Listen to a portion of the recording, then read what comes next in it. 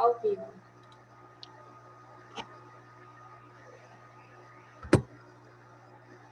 Boa noite, família Amor Exigente. Como vai você? Cada vez melhor. Cada vez melhor. Agradecemos ao Poder Superior por podermos estar aqui fazendo mais uma live. Ficamos muito felizes com isso. Eu sou Suzana, coordenadora de Amor Exigente de Família.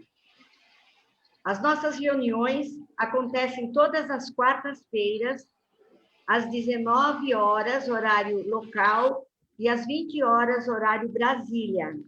Reuniões somente online. As nossas lives são transmitidas pelo Face, e será salva no YouTube, e temos uma página no Instagram, está assim, Amor Exigente Cedro, essa é do Instagram, ok? E o nosso Face, ele está lotado, né? Então, a gente não tem como aceitar mais ninguém, mas nós vamos melhorar isso, ok? E o nosso convidado também tem uma página no Face, para vocês podem segui-lo, é o Gabriel Mori. Né, Tânia? Isso aí, Suzaninha. Boa noite a todos. Meu nome é Tânia Cunha, sou voluntária do Amor Exigente, sou coordenadora também de grupo de família, aqui em Campo Grande, Mato Grosso do Sul. É um grande prazer estar aqui mais uma vez, passando informações e principalmente por estar hoje com o Gabriel Mori. Gabriel muito gentilmente aceitou o nosso convite, eu agradeço muito. Sei que ele está fazendo lives diárias, né, na página dele, e ele gentilmente abdicou dessa live pessoal para estar aqui conosco hoje. Muito grata, viu, Gabriel, por estar aqui conosco. E hoje o tema vai ser a família e o adicto na sobriedade. E o Gabriel, então, vai nos falar um pouco da importância da família estar envolvida e, principalmente, preparada para esse reinício. Porque, assim como o adicto tem que trabalhar a sua sobriedade, a família também tem que trabalhar a sua. E hoje, então, nós vamos esclarecer como que nós vamos preparar este caminho, essa caminhada juntos com o nosso ente querido. Não é, Yaren?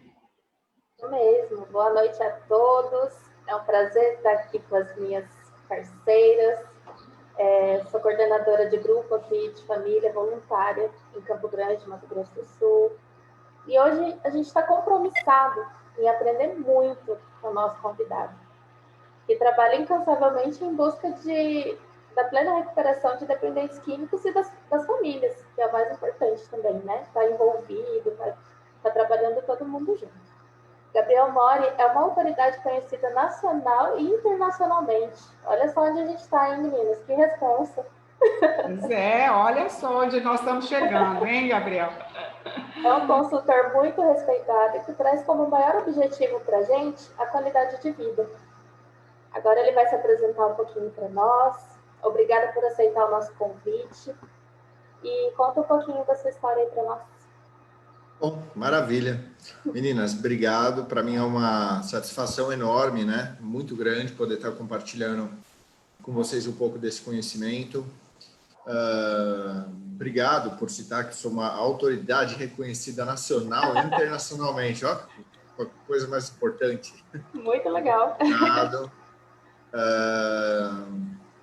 Então, para mim, na verdade, não foi nem... Eu não considero nem que eu tenha aberto mão de uma live, né? Porque eu sempre falo nas minhas lives, todas as lives, acho que uma das palavras que mais sai da minha boca é amor exigente, né? Para as famílias. Eu sempre estou lá, o grupo de apoio, amor exigente, amor exigente, amor exigente, amor exigente. Então, todas as lives a gente bate nessa tecla porque sabe a importância de um grupo de apoio, né? Então, contem sempre comigo para a gente poder passar uma mensagem, tá? Então, para aqueles que não me conhecem ainda, meu nome é Gabriel Mori, eu sou um dependente químico, eu vivo em recuperação, né? Eu vivo em sobriedade há 12 anos, um mês e alguns dias, trabalho com dependência química, trabalho com famílias e com dependentes químicos, tanto em clínica de recuperação quanto em moradia assistida, faço trabalhos online também com as famílias.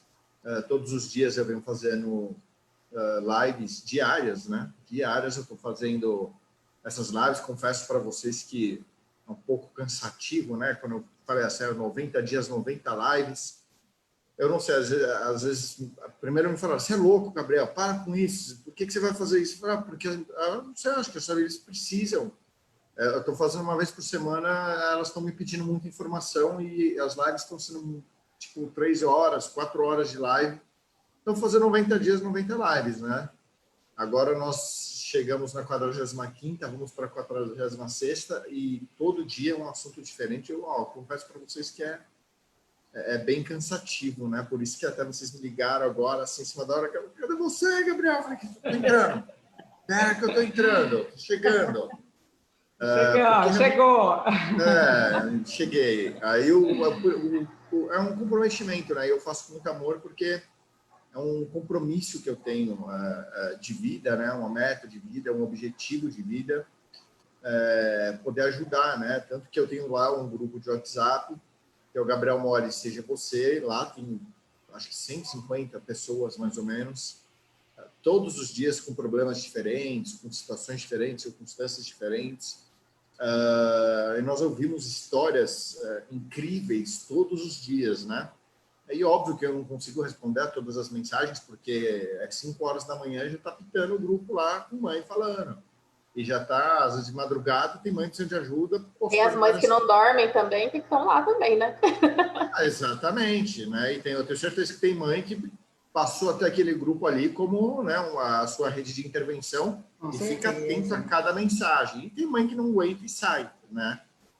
Porque, às vezes, acaba ouvindo muita história, né, de outras pessoas e acaba se sentindo mal, porque realmente é uma problemática muito desafiadora lidar com dependência química, né? Então, Gabriel, como que você lida com isso? É simples, é paixão, né? É paixão pelo que eu faço, é paixão, é determinação, é o que eu amo fazer, é o que eu gosto de fazer, passar e contribuir com as famílias. Então, eu procuro me dedicar ao máximo a isso, né? Como eu falei anteriormente, eu sou um dependente químico, eu usei droga por quase 10 anos, né? E nesse meu processo de uso de droga, eu acabei conhecendo quase todas as drogas, né? Não cheguei a usar todas, mas digamos que bem aí uns 90% delas eu acabei usando, né? Hoje minha história ela é muito conhecida, né? Eu saí literalmente do anonimato, eu abri o livro da minha vida, e mostrei para as pessoas quem é o Gabriel, da onde saiu o Gabriel, o que aconteceu com o Gabriel e como que uma pessoa que usou todos os tipos de droga, ela realmente pode vivenciar uma vida em recuperação e chegar onde ela quiser, fazer o que ela quiser com responsabilidade, é claro, né? Não sendo libertino, né? Mas tendo liberdade, que pressupõe responsabilidade. Então, eu acredito que através da minha história e eu saindo do anonimato e mostrando para as pessoas, é possível também com que elas acreditem que que elas conseguem alcançar, né? Às vezes eu convido algumas pessoas para vir falar, até dependentes químicos, algumas famílias, tem muitas ainda que têm medo, se recusam, né?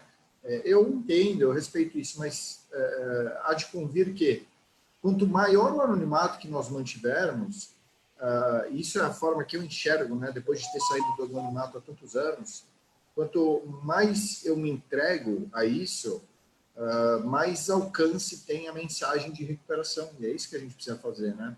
Fazer com que a força da mensagem para as pessoas que querem largar o vício, querem abandonar o vício, elas possam ter esperança, elas possam saber que existem pessoas que caminharam por esses caminhos e saíram de lá.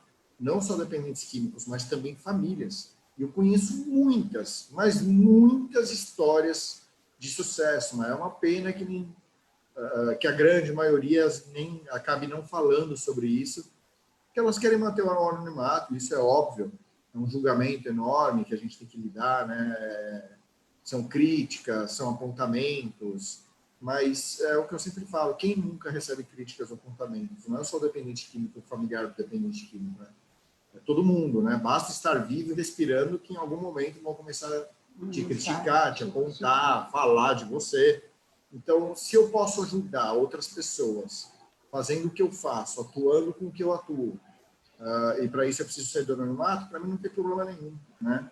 Eu tinha medo, né? Quando usava drogas. Então, o meu medo, eu gosto de brincar, é óbvio que a gente ainda tem medo sempre de muitas coisas, mas o meu medo, assim, em relação à vida, ele basicamente acabou quando eu entrei no processo de recuperação, né? Então, eu não posso esquecer de onde eu vim, porque é uma verdadeira lamaçal, é muita dor, né? É muito prejudicial, né? Então, muita coisa eu tenho que fazer diariamente para poder manter a sobriedade e continuar caminhando em frente, né? Então... Bom, Gabriel, você definiu, então, para a gente o que eu ia te perguntar, o que é um dependente químico em recuperação. E também, assim, quando você fala que as pessoas não querem falar sobre o passado, será que não tem também um pouco de negação? A pessoa não quer assumir realmente que tem esse problema e fica negando para si mesmo? Eu acho que uma pessoa que entrou em recuperação, que vive em recuperação, né, que entrou em processo de sobriedade, digamos assim, eu não creio que seja um medo, né? Não creio que seja necessariamente um medo. O medo, eu creio que faça parte muito mais daquela pessoa que ainda está no processo de uso, aquela família que ainda não conhece um grupo de apoio, né? Essas pessoas, elas têm muito medo de pedir ajuda, e esse medo é muito baseado em vergonha, né? Vergonha do que vão falar, do que vai acontecer, vergonha do que o vizinho vai achar. Tanto que essas famílias não saem mais de casa, e quando saem, elas não saem de casa, já perderam a autoestima, parece que envelheciam uns 10 anos, 20 anos, né? E quando elas começam a entender o que é recuperação, o processo de recuperação, grupo de apoio, demora para aceitar o problema. E quando aceita, começa a vir a vergonha e o medo de pedir ajuda do que vão achar. E essa vergonha e esse medo, eles são extremamente paralisadores, né? Eles paralisam as ações da família de tal maneira que faz com que demore muito e muito tempo para pedir ajuda para alguém realmente poder entrar num processo, né? Então, comigo, por exemplo, demorou muito tempo. Comigo demorou aí basicamente 8 anos, 9 anos para minha família tomar uma atitude, né? Quer dizer, 9 anos para se tomarem uma atitude e internar em algum lugar ou fazer um tratamento. Então, vivenciaram os processos da dor, e essa dor é carregada de culpa, né? Onde eu errei, o que foi que eu fiz, os meus outros filhos estão bem encaminhados, é só ele que erra, e começa o julgamento da própria família, do julgamento que eles ouvem de fora, né? Que é o que, não, mas é porque ele não quer, que esse seu filho não deu jeito, é ovelha negra, é o vagabundo, é o não sei o quê. Então, começam a vir todos aqueles jargões, aí a família se prende com um carrapato a tudo isso e acaba não conseguindo evoluir, né? Mas e acaba também tirando a liberdade do próprio adicto, né? Que ele tem a escolha de ficar limpo ou não, e a família acaba prendendo tudo aquilo e acaba levando tudo a perder. Justamente por causa desse medo, né? Porque como o medo paralisa as ações e o dependente químico, ele, no uso de drogas, né, o córtex pré-frontal, né, o lobo frontal dele é totalmente afetado, né? Essa parte frontal do cérebro é afetada.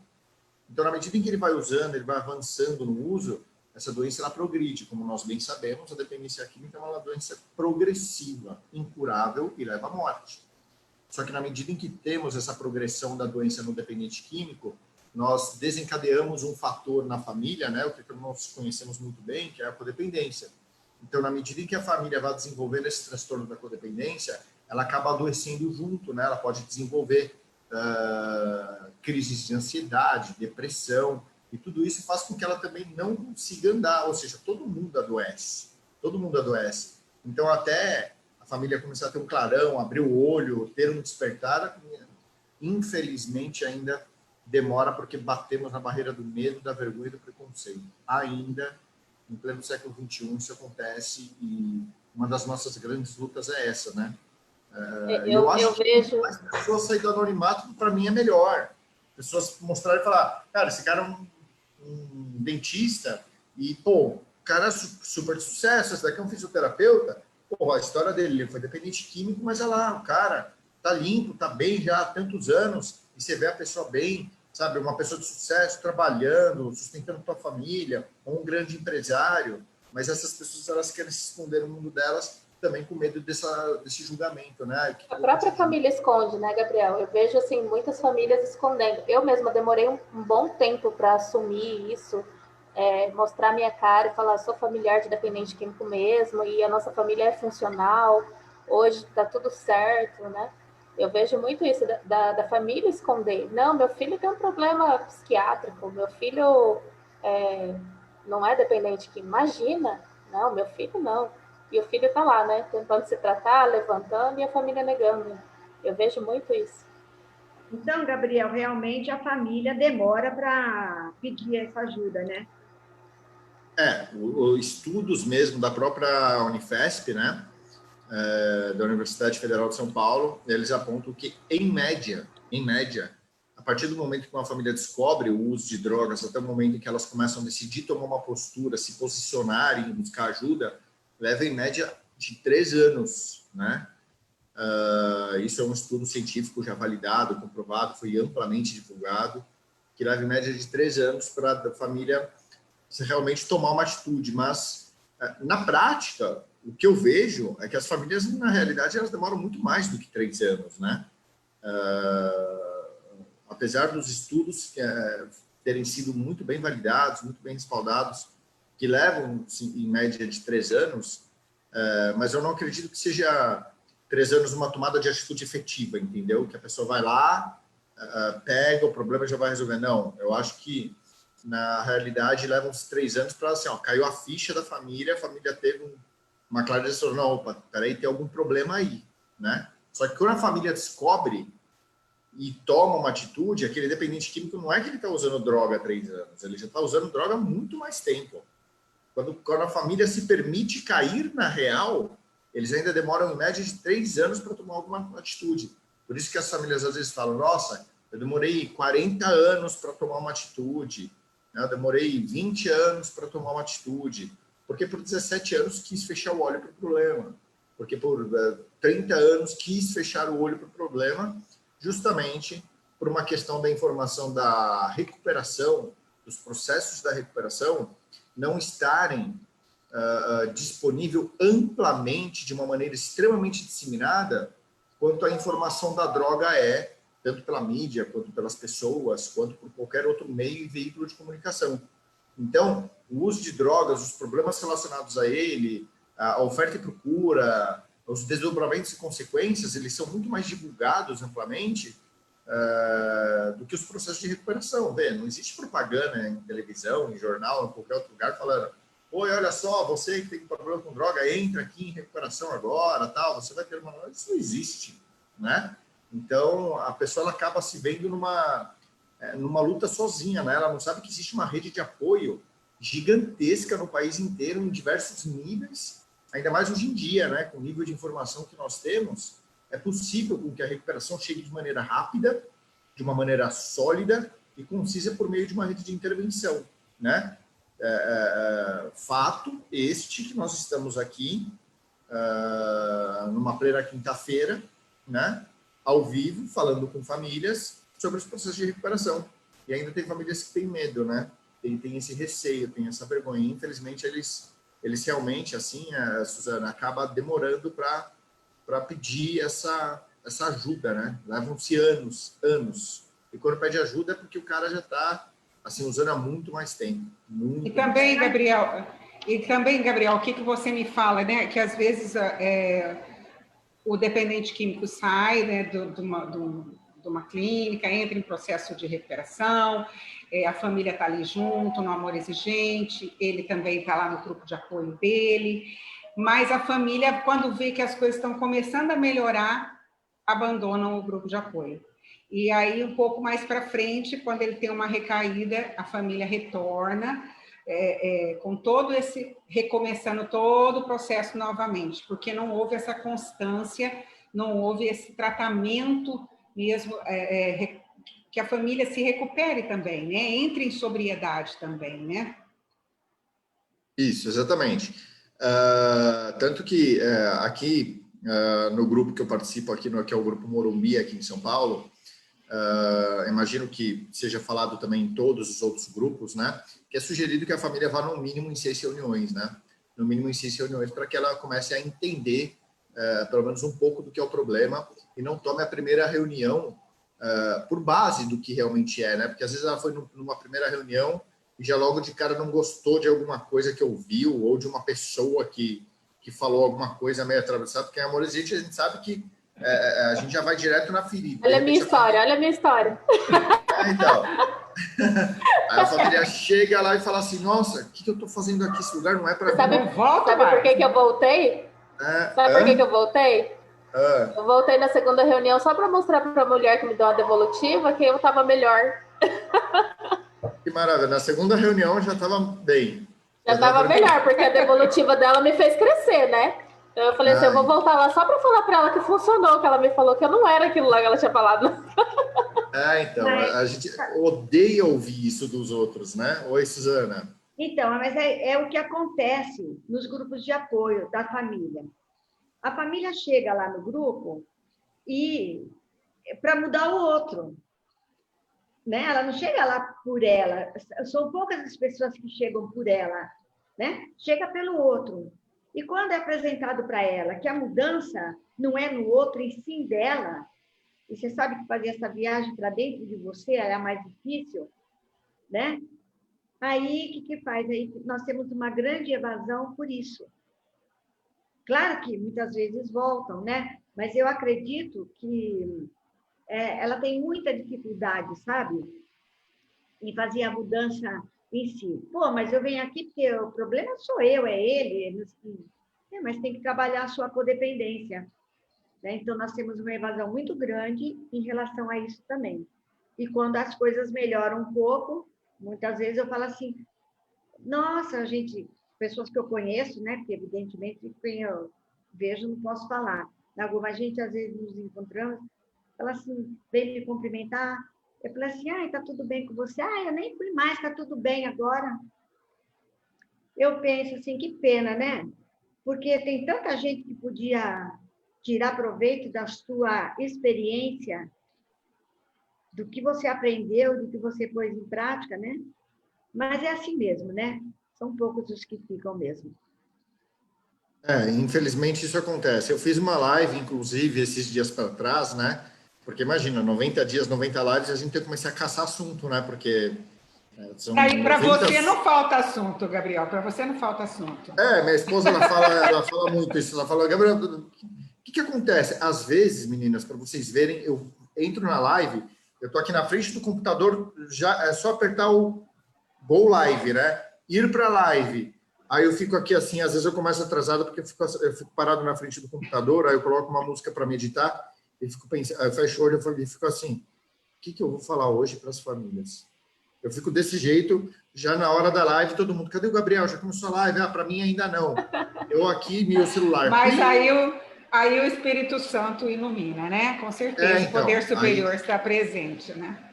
Então, aí eu oro muito, né? A espiritualidade é uma das colunas extremamente importantes, né? Do nosso processo de recuperação, tanto pessoal, né? Quanto familiar, seja para o dependente químico ou para a família, uma das colunas principais é a espiritualidade, né? Sem espiritualidade, nós não conseguimos evoluir. E uma das lives que eu fiz, uma das últimas, foi um olhar para dentro de si mesmos, né? E nessa live que eu fiz de um olhar para dentro de si mesmos, ou seja, de nós mesmos, né? Eu falo justamente sobre isso. Eu falei a live inteira justamente sobre isso, né? De olharmos para dentro o quanto que dói, né? Dói, por isso que existem os julgamentos, os apontamentos, porque é muito mais fácil nós olharmos para o outro e para a vida do outro e apontar o que está acontecendo na vida do outro, e quando a gente começa a olhar para dentro de nós, a gente enxerga que nós temos uma reforma íntima muito maior para fazer do que para o outro. Esses dias mesmo, inclusive, lá dentro da clínica, eu recebi uma série de apontamentos que os pacientes estavam pedindo, né? Normal, né? Clínica, imagina. Se eles sempre pedem alguma coisa, alguma melhoria, alguma coisa. Aí deram lá mais ou menos de 15 a 20 apontamentos.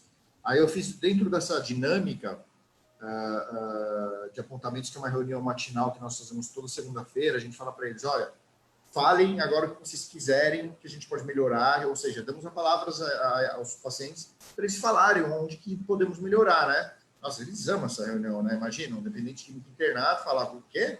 Onde pode melhorar? Querem tudo, né? Então, eu quero que melhore isso, quero aquilo, eu quero uma piscina melhor, eu quero um ventilador no quarto, eu quero uma televisão, não sei o quê. Pedem, às vezes, coisas até exageradas, né? Aí deu 20 itens, assim, eu falei, poxa, isso quando eu participei da primeira reunião matinal que eu participei, na clínica, eu falei, poxa, tá, legal. Aí, muito quando a gente está conectado com a espiritualidade, a gente começa a adquirir diversas respostas, sabe? E numa dessas respostas, ao longo da reunião, me veio um estralo que eu falei, legal.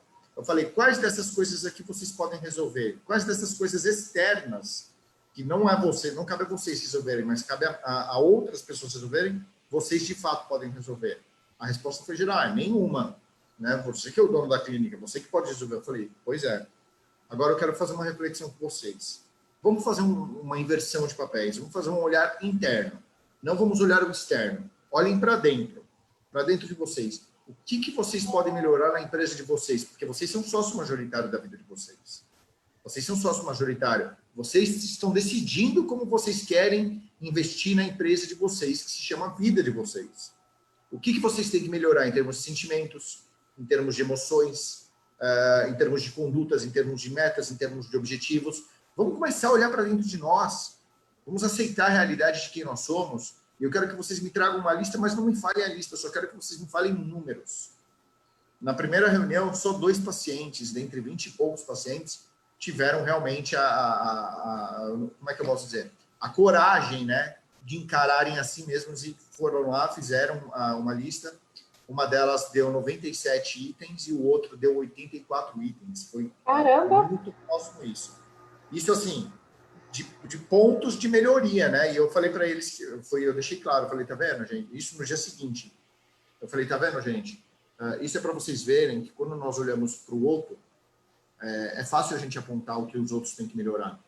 Porque não cabe a nós, cabe ao outro. Aos outros a gente pode fazer diversos apontamentos, mas nunca pode ser também a forma certa de nós apontarmos os defeitos do outro que o outro precisa melhorar. O maior exercício que nós temos é quando nós temos um olhar inteligente sobre nós mesmos, lançando um olhar inteligente para dentro de nós e aceitando a natureza real de que nós somos. É somente por aí que vem a mudança. Por isso que muitas famílias acabam abandonando e não voltando para o grupo. Por quê? Porque quando pegam famílias que já estão mais cascadura, né, que já estão ali frequentando, então falam, nossa, mas por que falar desse jeito? Que isso? Por que dar um retorno assim? Mas que patada de elefante, né? Que linguajar desse pessoal, mas... peraí. Eu tô tomando porrada há tanto tempo, tô sofrendo há tanto tempo com tanta situação, que aquelas famílias que já estão mais leoas, né? Já estão mais feras ali e já sabem como agir, elas começaram a lançar um olhar inteligente sobre si mesmas.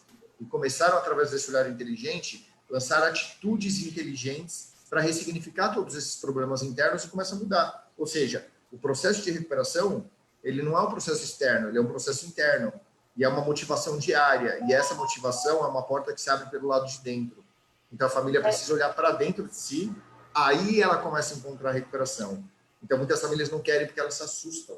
Elas olham e falam, não pode ser que eu sou assim. Elas sabem.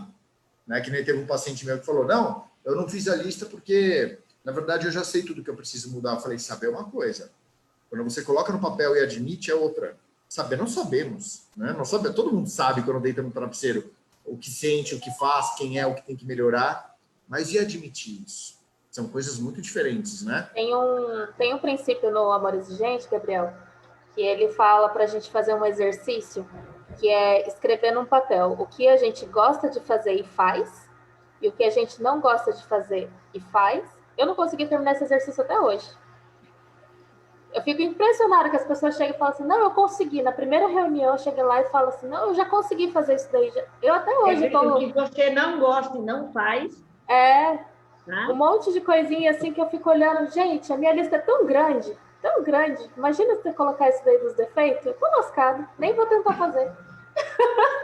Então, mas eu acho que tudo torna-se mais simples a partir do momento que nós enxergamos essa lista com um olhar de muito respeito, né? Porque essa lista, por mais dolorosa que ela seja, ela também é uma lista que nos tornou vivos, né? Que nos tornou firmes. São cicatrizes que nós temos de batalhas que não nos derrubaram. Por mais que a gente faz alguma coisa que não gosta de fazer, esconde, ou faz alguma coisa em segredo, e fica mantendo aquilo ali guardadinho numa caixinha porque a gente tem vergonha, ou medo, ou receio, seja o que for de qualquer natureza, de qualquer espécie. Mas na medida em que nós temos, inclusive no guia de passos, né, dos grupos anônimos, fala sobre a gente fazer um inventário moral sobre nós mesmos, né? E não só um inventário da nossa vida, como também um inventário diário, ou seja, falar sobre nós mesmos, ele aparece 2 vezes, né? 2 vezes de uma maneira clara. Apesar de estar inserido em todos esses passos, ele fala de uma maneira clara 2 vezes, que é no 4º passo e no 10º passo. Nós temos que fazer um inventário moral de nós mesmos sobre tudo aquilo que nós fizemos. Devemos ser profundos e verdadeiros, relatando situações e o que sentimos em relação àquelas situações. Tanto que leva um tempo porque dói, a gente começa a abrir feridas. Então, quando formos fazer uma lista assim, realmente precisamos ser verdadeiros, porque não basta a gente simplesmente saber conscientemente ou inconscientemente desses problemas. Na medida em que nós colocamos isso no papel, tangenciamos e olhamos para fora, é como se a gente pegasse um porta-retrato nosso aqui, colocasse na nossa frente e falasse: meu Deus do céu, que monstro que você é, Gabriel. Que monstro horrível. Só que quando a gente tem um olhar inteligente sobre essas questões, sobre nós mesmos, a gente tem que agradecer por sermos quem nós somos, que é o quê? Seres humanos, passamos por experiências humanas. Então, enquanto não olharmos com inteligência para aqueles problemas ali, para aquelas situações, a gente vai enxergar problemas e não pontos de melhoria. Percebe? Problemas são uma coisa, pontos de melhoria são outros. Só que isso só é possível quando a gente não só olha, mas aceita a natureza real de quem nós somos. Aí começa um processo de mudança. Isso é ter um olhar inteligente sobre si mesmo. Então, é o que o Padre Haroldo sempre fala, não é medo de nada, só amor. Exatamente. É isso. Essa é a frase, né? Um olhar inteligente sobre si mesmo. Eu tenho aqui uma pergunta que tá falando aqui a Maria. Como que é a sua opinião sobre a ibogaína? Nessa questão comportamental, como que funciona? Essa daí também é uma pergunta, uma questão recorrente, né, nas lives que eu faço, a questão sobre a tal da ibogaína, né? Bom, só que na hemorragia assistida, dos pacientes que eu tenho aqui, apenas um não utilizou ibogaína. Todos os outros utilizaram e voltaram a usar drogas ou na sequência ou logo depois, né? A dependência química, ela não é uma questão farmacológica. Ela não é uma questão farmacológica. E muito atribui-se à questão da ibogaína, é uma questão farmacológica, né? Olha, utilize um processo de tratamento com ibogaína que você realmente vai ficar bem, você vai parar de usar, é a solução dos seus problemas, né? E assim, não existe uma pílula mágica, não existe um remédio mágico, não existe um tratamento mágico, de tal maneira que, faça o tratamento com ibogaína e tua vida tá bem, você vai ficar bem. É uma grande mentira, mas essa é uma opinião muito pessoal, não só pessoal, mas profissional também, né? Não há comprovação científica alguma sobre o tratamento com ibogaína, tanto é que não é liberado o tratamento com ibogaína de uma maneira regulamentada pela Anvisa, né, pelos órgãos regulamentadores. Então, não há comprovação científica acerca do assunto. E tem muitas pessoas que vendem esse tratamento e vendem muito caro. É um tratamento muito caro, é muito oneroso. Mas nas famílias, quando elas estão desesperadas, elas começam a buscar por resultados rápidos, né? E isso é um problema. Porque, sabe, quando a gente imagina que a gente está lá na faculdade ou tem algum trabalho para entregar, e como todo bom brasileiro, né, ou como todo bom ser humano, a gente vai deixar para a última hora, eu espero até os 45 segundos do segundo tempo para a gente tomar uma atitude. E quando chega 45 segundos do segundo tempo, a gente vai lá correndo e faz e tal, e, bom, tá pronto o problema. Aí com dependência química nós queremos lidar com a mesma coisa. Não, já que pronto, aí, então, beleza, estou desesperado, meu filho vai morrer. Qual o melhor tratamento que existe no mundo para a recuperação de dependentes químicos, de drogados, o meu filho usa drogas, tal, não sei o quê. Aí começa a fazer as famosas pesquisas no Dr. Google, né? Aí o Dr. Google tem lá diversas metodologias de tratamento e ibogaína aparece em vários deles. Aí as pessoas acabam acreditando, por quê? Porque querem resultados rápidos, sem passar pelo processo. Veja, nós temos o ponto A e o ponto B. Para você chegar do ponto A para o ponto B, não existe uma forma de você se teletransportar. Não existe atalhos, você tem que percorrer o caminho. E percorrer o caminho é doloroso, e as famílias não querem ter que percorrer o caminho. Elas querem algo que dê resultado imediato. E muitas das pessoas que acabam trabalhando com ibogaína e vendendo esse tratamento, elas vendem essa esperança, né? Esse marketing de que rapidamente o problema da família vai ser resolvido. Mas como dependência química não é uma questão farmacológica, e sim uma questão multifatorial, né? Multifatorial, o que acontece? O tratamento ele tem que ser multiprofissional, porque não é uma questão farmacológica, é uma doença de diversos fatores que atingem todas as áreas da nossa vida. Então, se atinge em todas as áreas, como é que um medicamento pode chegar e na sua aplicação, como por exemplo a ibogaína, né, que ele vai passar ali por sessões de ibogaína, a pessoa ela vai ter toda aquela mudança referente ao seu comportamento, né? Dependência química é uma doença de sentimentos, é uma doença de comportamentos. Não existe como você tomar um medicamento como, por exemplo, a ibogaína e você já mudar os seus sentimentos, mudar o seu comportamento, não, né? Os relatos que nós temos de pessoas que efetivamente pararam de usar são pouquíssimos. Tanto que numa das minhas lives uma pessoa foi lá perguntar, foi querer debater comigo sobre ibogaína, defender, e uma mãe que inclusive continua lá até hoje, ela é apoiadora da minha página, ela contribui muito, eu respeito muito ela, o filho dela deu certo, né? Mas, infelizmente, os dados científicos não existem relacionados à comprovação do tratamento com ibogaína. E a maioria das pessoas que eu conheço que utilizaram ibogaína voltaram a usar drogas. Elas literalmente voltaram a usar drogas. Por quê? Porque tomaram a ibogaína, mas não trataram as questões de ordem emocional, as questões de ordem patológicas, né? A questão de mudança de pensamento. Então, se eu tomar ibogaína e falar assim, cara, pode tomar, eu vou usar de qualquer jeito, não tô nem aí, vamos lá. Aí toma, no dia seguinte, 2 dias depois, vai beber, vai usar alguma droga, vai passar mal, mas vai continuar usando e bebendo, como a maioria das pessoas. Tem paciente meu que passou por 3 vezes, né? Passou por sessão de tratamento com ibogaína, que eu não gosto nem de falar tratamento com ibogaína, porque para mim não é tratamento, né? Passou por 3 sessões de ibogaína em situações diferentes, circunstâncias diferentes, porque a família gastou uma fortuna e ele continua usando. Hoje está internado.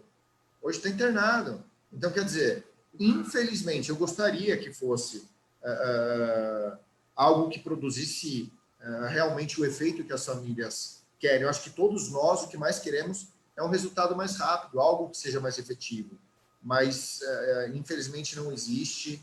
É um trabalho árduo que nós precisamos passar por um entendimento, uma mudança de pensamentos para que a gente possa, então, mudar as nossas emoções. E não é através da farmacologia que se resolve isso. A farmacologia, ela ajuda, né? Medicamentos psiquiátricos, para ansiedade, patologias identificadas de nível primário, né? De nível comorbidades de base, que podem desencadear uma dependência química, aí sim seria válido nós falarmos da utilização de medicamentos que já são aprovados e tem uma comprovação científica que ajudam, né? Muito se discute hoje, inclusive, do canabidiol, né? Que é o único componente da maconha que você pode ter efeitos e finalidades terapêuticas para pessoas com doenças refratárias, para pessoas que têm câncer em níveis avançados, dores reumáticas, epilepsia, entre diversos outros transtornos, né?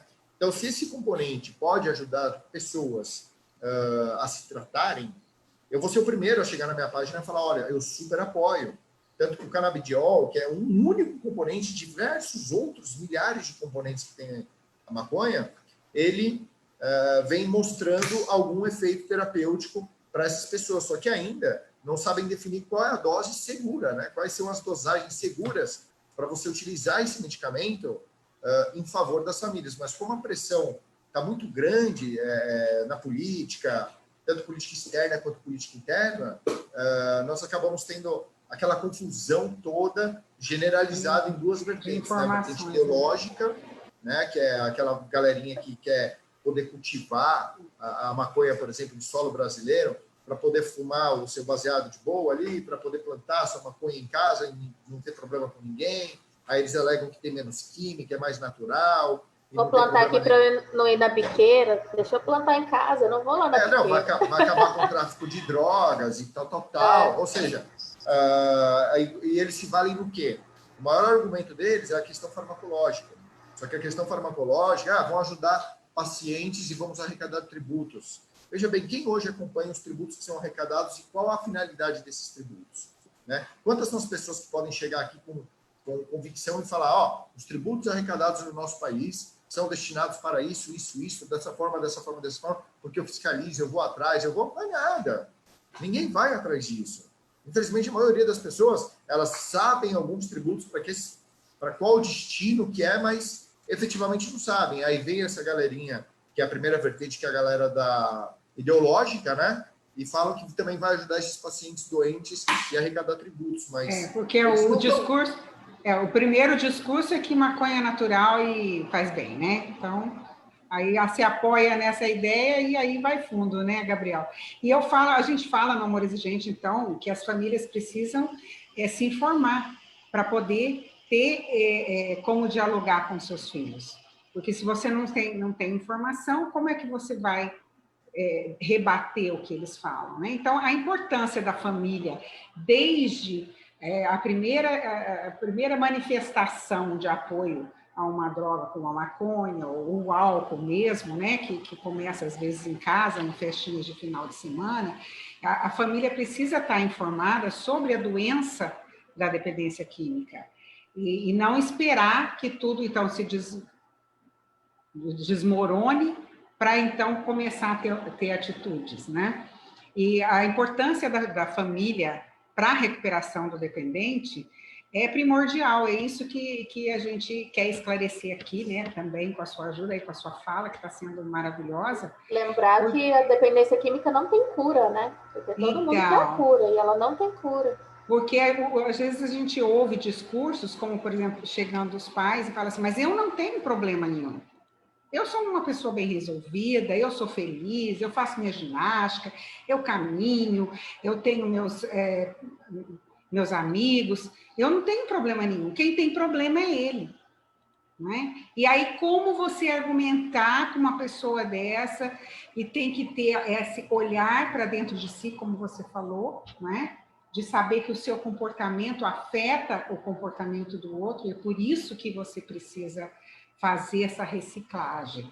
Né? A importância da família na recuperação do adicto é uma coisa que não se discute, né, para nós que trabalhamos com isso. Né? Então, essa conscientização aqui nessa live está sendo muito importante por isso. Meninas, eu vou até pedir uma ajuda para vocês, porque às vezes vocês me fazem uma pergunta, me trazem um questionamento, vocês já perceberam que eu falo muito, né? Então, eu começo a entrar num assunto... Aí eu entro naquele assunto, aí começamos falando da ibogaína, eu fui parar na maconha já. Mas muito importante esclarecer isso. É muito importante esclarecer isso. E eu ia continuar desenrolando. Os jovens começam, então, nesse discurso, como você falou aí, da ideologia, que maconha não faz mal, que vamos plantar maconha porque é uma plantinha inofensiva. Começa por aí, e aí a gente já sabe onde que vai parar, né, Gabriel?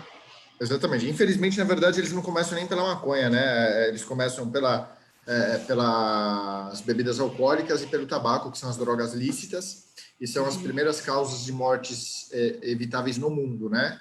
Qual é a primeira morte de causa evitável no mundo? É o tabaco. Qual é a segunda causa de morte mais evitável no mundo? São as bebidas alcoólicas. Então, são as causas de morte evitáveis, o que significa que nós podemos evitar isso, e mesmo sabendo todos os malefícios que faz, nós não evitamos e vamos fumar e vamos beber. Aí os nossos filhos, eles estão olhando que a gente faz aquilo desde cedo, então eles começam a aprender por repetição. Então eles não aprendem por aquilo que nós falamos. A gente fala para os nossos filhos, né? Olha, não fumem, não bebam, porque isso faz mal. Aí quando eles olham lá, tá o pai e a mãe na festa bebendo e fumando e tá tudo bem. Né? Então eles não estão ouvindo o que o pai está falando ou o que a mãe está falando. Eles estão aprendendo por comportamento, por aquilo que está vendo. Por isso que eu sempre falo que a melhor forma de exercer a liderança é liderarmos através do exemplo, né? E o exemplo, ele transforma, o exemplo, ele arrasta. Então, quando nós mudamos o nosso comportamento, nós mudamos tudo. A importância da família no processo de recuperação é fundamental, né? A família, quando ela chega, por exemplo, em Amor Exigente, quando ela chega num grupo de apoio, muitas até se assustam porque falam, meu, peraí, que vocês não estão falando de mim. Vocês não estão falando de mim, vocês são tudo doido. Por isso que muitas famílias acabam indo embora, não frequentando mais o grupo de apoio, ou não voltando. Fala, eles são muito radicais. Não é radical.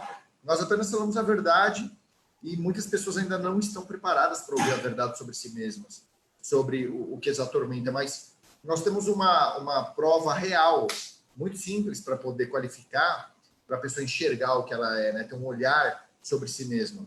Quando tira o dependente químico de dentro de casa, a família chega dentro de um grupo de apoio, tirou o dependente químico de dentro de casa, levou ele para uma clínica, para uma instituição, qualquer tratamento, mas ele não está mais lá. Ou seja, o bode expiatório, o problema da casa, a ovelha negra não está mais dentro de casa. Aquele tumor cancerígeno saiu de lá. Tiramos ele e agora todos os problemas estão resolvidos, porque tem família que chega assim, né? Família que nós chamamos de primeira viagem, né? Um termo mais grosseiro, mas para deixar de uma maneira bem clara. Chega lá de primeira viagem, acredita que internou, pronto. Agora iniciou o tratamento, tudo fica bem, né? Fica bem, vai sair ótimo. Então. Mas não foi o que seu pai fez, né? Mas não foi o que seu pai fez, né? Exatamente. Ele foi no grupo, ele mudou totalmente a sua vida também, né? Junto com você. Meu pai, ele pegou pesado comigo, né? Eu até brinco com meu pai, eu falo, caramba, pai, você me deu o que eu precisava, não o que eu pedi, né? Mas também não precisava me dar tanto desse jeito, né? Porque, então, fala aí, Gabriel, é possível, então, a gente colocar limite em adultos? Porque essa é uma dúvida também que a família carrega para dentro do grupo, né? Principalmente esposas. Como é que eu vou colocar limite num adulto? Bom, a primeira resposta que eu tenho para isso é eu te amo, mas eu não aceito o que você faz. Esse é o primeiro limite. A gente só pode colocar limite no outro a partir do momento que nós conhecemos os nossos limites. Aí volta de novo a fala e a oratória para nós. Como colocar limite no outro? Sabendo até onde eu suporto determinada situação. Seja ela qual for em qualquer área. Se tem uma situação provocada por um familiar, por uma pessoa que eu amo, por um marido, né? Um adulto, vamos colocar uma pessoa adulta, né? Está provocando uma situação e aquela situação está me afetando e me incomodando, então eu sei que atingiu o meu limite. É assim que nós estabelecemos limite, porque a gente nunca sabe até onde o outro pode ir, mas nós sabemos até onde nós podemos aguentar. É assim que nós definimos os limites e os parâmetros. Então, o que eu faço para um adulto? Eu falo, olha, até mesmo para o meu pai, até mesmo para qualquer outra pessoa da família que seja mais velha do que eu falo, ó, vamos lá, vocês vêm somente até aqui, ó. Só até aqui eu permito que vocês venham. Por quê? Porque eu sei se eles ultrapassarem dessa barreira, eu vou explodir, eu não vou suportar e a coisa vai dar ruim. Então, eu traço estratégias muito claras. Eu falo, ó, você vem até aqui. Ah, mas e se eu passar daqui? Bom, se você passar daqui, o que vai acontecer é isso, isso e isso. Eu determino o que vai acontecer quando a pessoa ultrapassar daquilo ali. Se eu põe para fora de casa, se eu não falo mais, se eu tiro ela da minha vida, se eu mudo radicalmente de comportamento, se eu tomo outras atitudes, entendeu? Então, como definir limite para adultos? É saber até onde eu aguento determinado comportamento, até onde que vai o meu nível de tolerância referente àquele comportamento. Por isso que essa máxima a gente sempre tem que trazer à tona. Eu te amo, mas eu não aceito o que você faz. Quando nós entendemos isso, o que eu estou falando para o meu marido, o que eu estou falando para minha esposa, o que eu estou falando para o meu filho, que já tem 40 anos de idade, eu falando, olha, filho, eu te amo, mas não aceitamos mais o que você faz. O que isso significa? Eu estou me respeitando primeiro, para depois te respeitar. Eu estou me amando primeiro, para depois te amar. O fato de eu colocar limites em você não significa que eu deixei de te amar. Eu te amo e sempre vou te amar. Só que o amor, ele é o quê? Exigente. E o amor, ele exige. E isso pede comprometimento, isso pede disciplina, isso pede empenho e pede para que a gente realmente comece a nos colocarmos em primeiro lugar. A partir do momento exige da gente mesmo, né? Em primeiro lugar, ele exige de nós. Esse é uma prova. Então, para colocar limite no outro, a gente tem que colocar primeiro o limite em nós. Nós temos que saber quais são os nossos limites, até onde eu vou continuar aguentando e tolerando determinada situação que está sendo causada pelo familiar que eu amo. Né? Meu esposo, meu pai, um filho mais velho, que já é adulto. Ah, eu já sou adulto, eu mando na minha vida. Nossa, eu adoro quando eles falam isso. Eu já mando na minha vida porque eu já trabalho, a minha empresa depende de mim, eles não podem fazer isso comigo. Como não pode? É você que está fazendo com você, meu amigo. É você que está se matando, né? É você que está indo lá, pegando o seu dinheiro do seu trabalho, usando droga todo dia, não sou eu. Mas você não pode me internar. Claro que eu posso te internar, né? A escolha de querer morrer é sua. A escolha de não te deixar morrer e não querer perder você é minha. Então eu vou te internar porque eu te amo, mas eu não aceito que você faça. Então eu estabeleci um limite. Não quero mais que você faça isso. A partir desse momento que nós tomamos essa atitude, uma série de outras circunstâncias e situações vão acontecer. Essas atitudes entram também, Gabriel, vamos supor que ele já está internado, um processo lá de 2, 3 meses, sai para a primeira ressocialização, aí sai na segunda. Esse processo do eu te amo e não aceito que você faz entra também nessas ressocializações, certo? Isso, exatamente. Nesse processo, por exemplo, de ressocialização, inclusive eu publiquei, não sei se vocês chegaram a ler, lá no meu site, publiquei há poucos dias atrás, como lidar com um dependente químico em ressocialização, 10 regras básicas. Se vocês não tiveram acesso, eu mando para vocês no WhatsApp de vocês, para vocês publicarem e disseminarem isso muito bem, né? Porque existem regras que são tão básicas para lidar com um dependente químico, mas é básico para mim que já trabalho com isso há muito tempo, né? Mas para chegar naquelas 10 regras básicas, houve um processo difícil, né? Então, todo processo que hoje para uma pessoa é fácil, você olha uma pessoa fazendo, você fala, nossa, essa pessoa faz isso, parece que ela fazendo parece fácil, né? Mas quando nós vamos fazer, parece quase impossível. Mas é por quê? Porque é a prática, é a consistência. Então, na hora mesmo que eu estava escrevendo o texto como lidar com dependente químico no processo de ressocialização, eu falei, bom, como que a família tem que lidar? Então, eu tenho que dar dicas que sejam básicas, que sejam fáceis delas verem. E do nada, de uma maneira muito espiritualizada, eu falei, bom, vamos colocar dicas, né? Vamos colocar 10 regrinhas básicas. E eu fui digitando. Quando eu fui ver, deu certinho 10 regras básicas de como a família lida com o dependente químico nesse processo de ressocialização, né? E é tão simples, né? É o simples que não é fácil, nós chamamos, né? Porque não existe nada fácil na vida, mas tudo é muito simples. Só que é trabalhoso. Então, muitas pessoas não querem ter o trabalho, por isso a busca incessante pelas fórmulas mágicas. Aí dá lá 4 meses, o dependente químico sai, aí a família fica apavorada. Meu filho vai sair de recuperação, de ressocialização, eu estou desesperado, eu não sei o que fazer. Gente, mas você está há 4 meses frequentando um grupo de apoio já. Vamos fazer um churrasco. Vocês nunca pegaram ninguém assim no grupo de vocês e falaram assim, ó, mas 4 meses... direto, toda vez. Eles não sabem o que fazer, vamos fazer um churrasco, vamos comprar bebida, carne, não sei o quê. Vamos... ele saiu, primeira coisa, filho, que saudade, vamos para um shopping comprar uma roupa para você. Aí vai para o shopping, o dependente químico ama essa parte, porque agora ele já está limpo, ele já está bem, ele já está em recuperação, aí a família com todo aquele sentimento de laços de amor e afeto e sentimento de união, estamos juntos agora, vamos lá gastar R$ 1.900 comprando roupas novas, vamos gastar, se dar risada, né, Leila? Eu tô rindo, sonho, né? Eu tô rindo aqui porque eu já fui essa família também. Então, mas foi só vocês não. A maioria das famílias fala, que legal, como você tá bem, eu vou te presentear agora porque você tá bem. Tá aqui a tua recompensa por você ter estragado a nossa vida por 20 anos. Uma loja de novas, um tanque de carro cheio, vamos comer. Não, até ir comer no McDonald's, Leila. Mas tudo bem, né? Não, o pessoal já tá aqui me questionando. Mas o que acontece é o seguinte, né? O que a gente tem que estar presente, por exemplo, nesse processo de ressocialização, é que a família ela tem que estar no processo de observação sistêmica, não é um processo para matar a saudade, é um processo terapêutico, é observação sistêmica. Deixa eu ver como é que está o discurso do meu filho. Ele está apresentando um discurso organizado, ele está falando sobre os objetivos e as metas de vida, nós estamos aproveitando o momento juntos, almoçando juntos, ele está sendo cooperativo, né? Fazendo a cooperação, promovendo a cooperação familiar dentro de casa, o nosso sexto princípio, né? Tá tendo cooperação dentro de casa?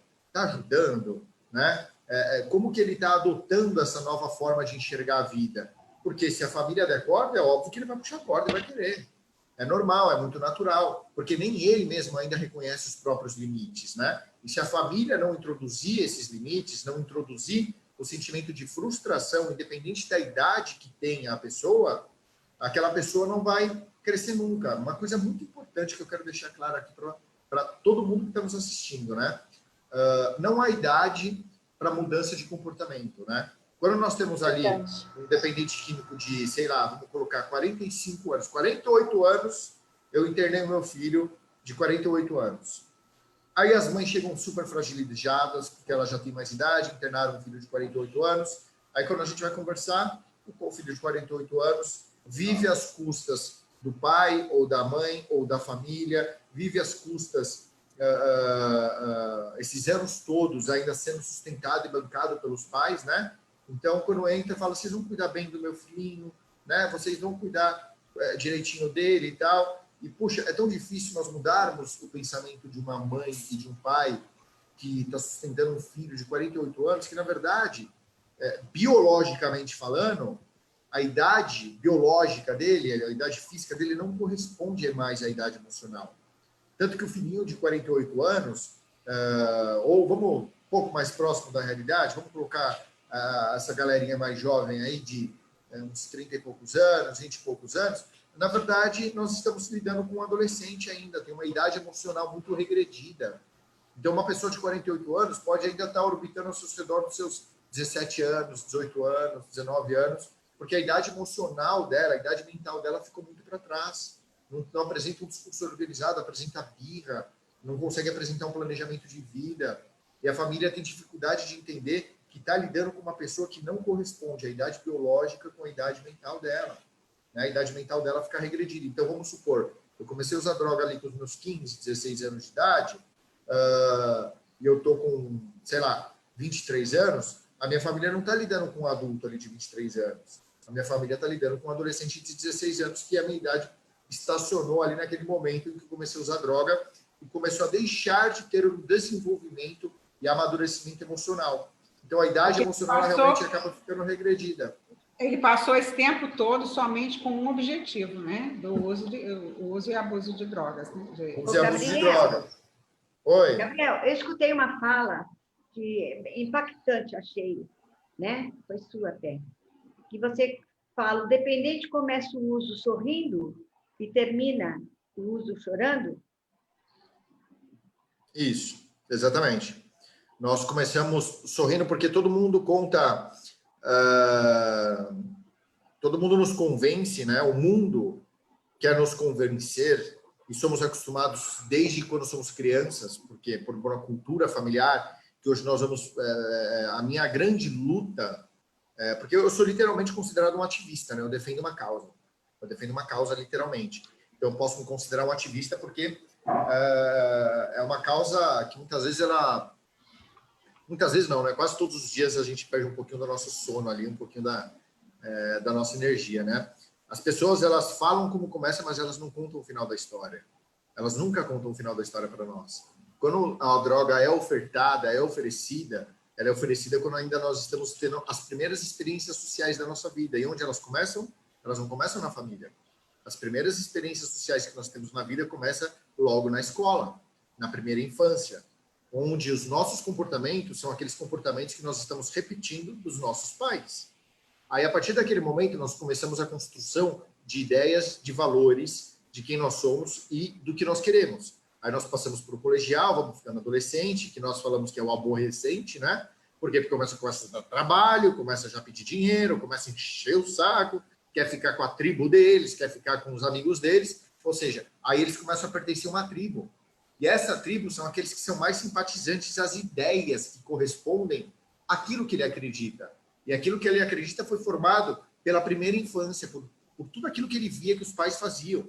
Aí ele começa a buscar uma tribo. Aí você vai começar, já na adolescência, definir se ele é a galerinha da frente estudiosa ou a galerinha do fundão, que dava problema, que eu era sempre da galera do fundão que dava problema, tomava suspensão, advertência, não sei o quê. Eu era terrível, assim, eu não sei como meu pai conseguiu aguentar e minha mãe tanto tempo, né?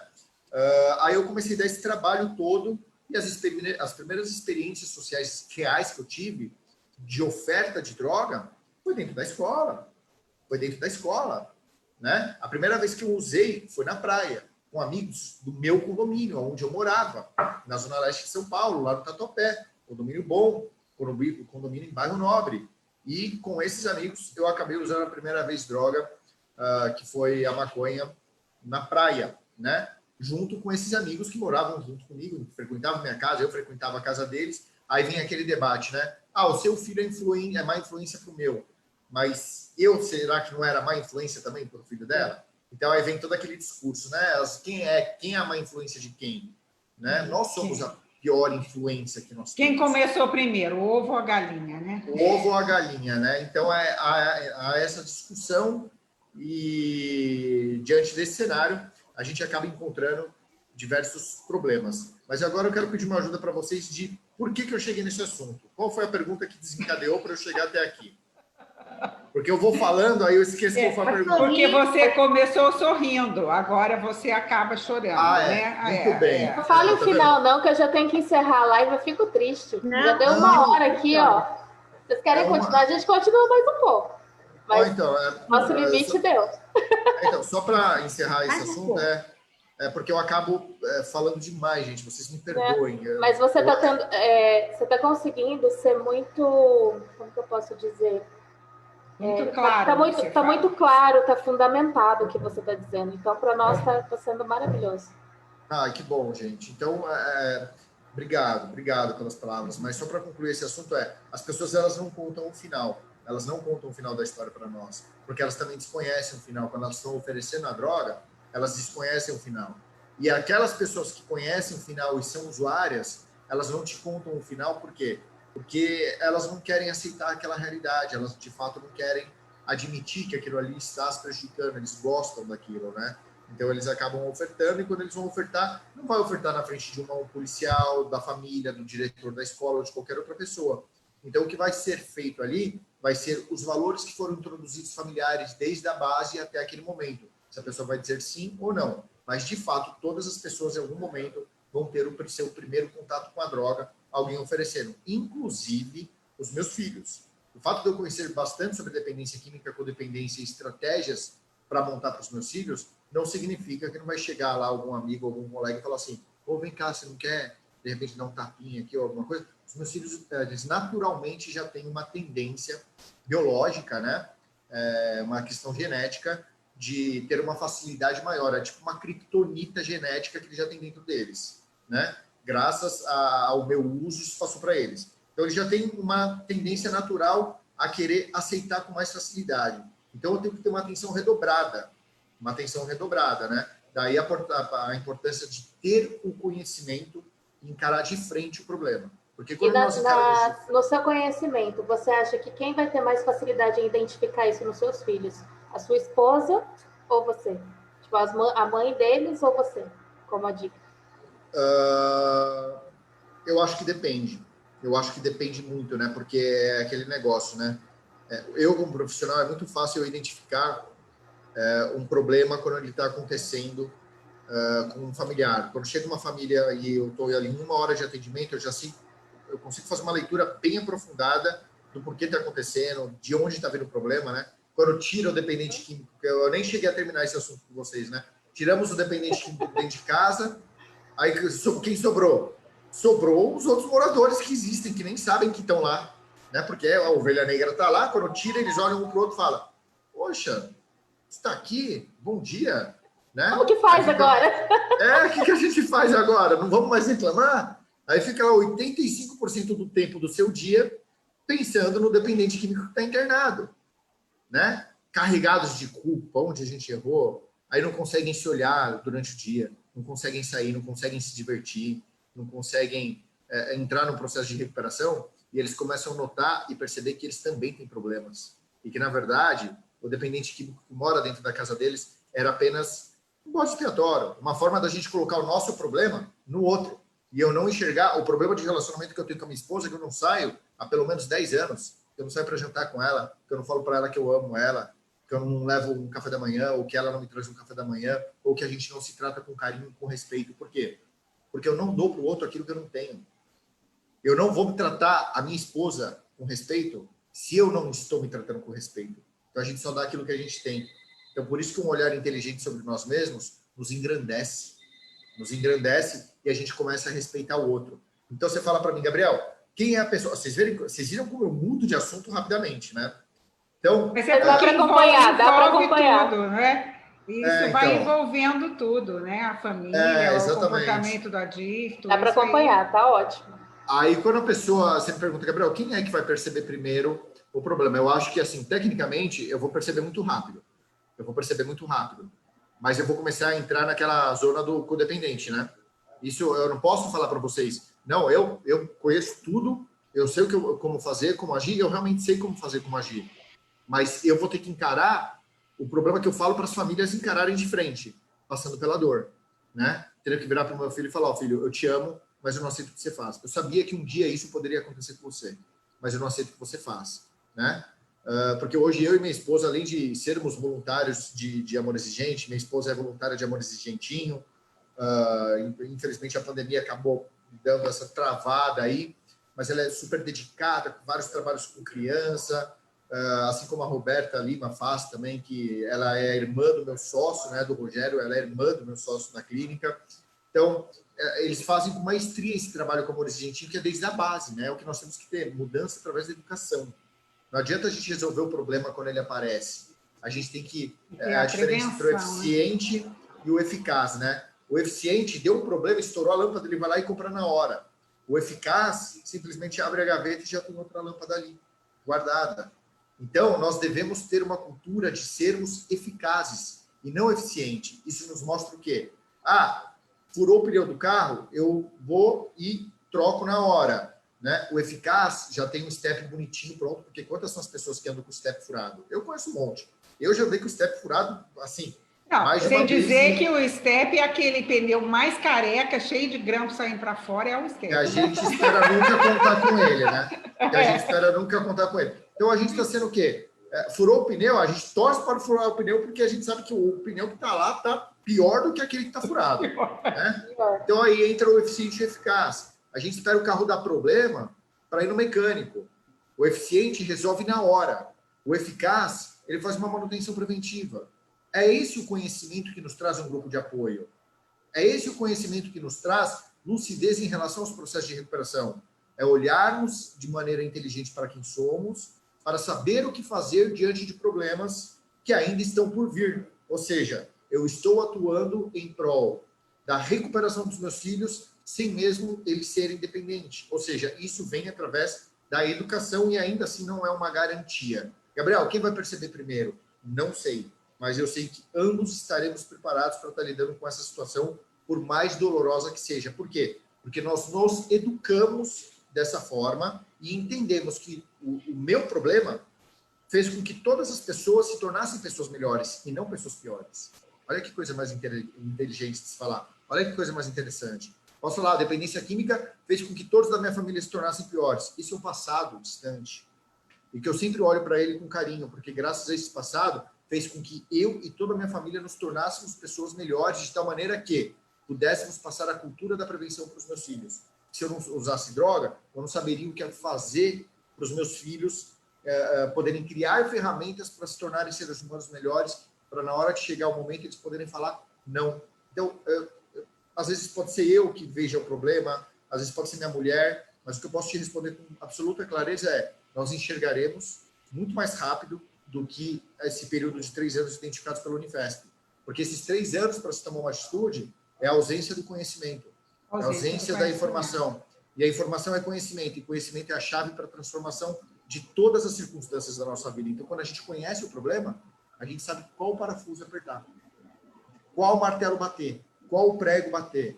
Esse é o segredo do sucesso, é saber qual parafuso apertar, qual prego bater. Isso que é o que o Amor Exigente faz. Ele te ensina qual parafuso apertar, em que momento apertar, em que momento dar uma martelada no prego certo, né? Então, assim, vão ficar cicatrizes? Vão, mas cicatrizes fazem parte da batalha, mostra que a gente passou por aquilo e não foi aquilo que derrubou. Então, a gente tem que encarar com alegria e com felicidade essas crises que aparecem, porque elas nos dão a oportunidade de sermos pessoas melhores. Eu não sei quem de fato vai perceber primeiro, eu ou minha esposa, mas a gente vai perceber muito mais rápido.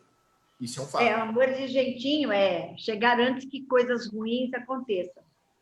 Exatamente. Eu chegar antes, certo? Tem uma outra colocação que aqui ela falou e acontece muito nos grupos. Acho que é legal a gente falar sobre o assunto. A gente observa que a maioria das vezes as mães tomam atitudes, né? E os esposos eles duvidam que o grupo de apoio vai funcionar, que vai ser eficaz, que é frescura do filho. A gente sabe que depois que entra um familiar no grupo, de acordo com as mudanças de atitude dele, a família também vai mudar. Né? Até esse pai que está incrédulo, esse familiar que acredita que não vai dar certo, ele passa a mudar. A gente já teve casos de vir a mãe ou vir o pai primeiro e continuar vindo até que todos venham, até mesmo o próprio dependente químico, né? É o comportamento influenciador, né? O meu comportamento influencia o seu. Infelizmente, e eu falo infelizmente com muita lamentação mesmo, porque a minha página, ela me dá métricas, né? A página do Facebook. E a minha maior rede que eu tenho hoje é a minha página do Facebook, que ela está indo ali para quase 50 mil seguidores, né? Desses 50 mil seguidores, muitos começam muito rapidamente a acompanhar, mas tem muitos que ao longo do caminho vão ficando para trás e depois vão, sabe aquelas ovelhas desgarradas que vão ficando para trás, depois correm para se aproximar novamente e tal. As métricas da página, elas me mostram que 95%, literalmente falando, 95% ou 96% das pessoas que acompanham a minha página são mulheres, e dessas mulheres, elas estão orbitando ao redor das idades entre 38 anos e 64 anos de idade. As que mais acompanham estão entre 54 e 64 anos, ou seja, essas são aquelas pessoas que já estão na idade ou de ser mães ou de serem avós, né?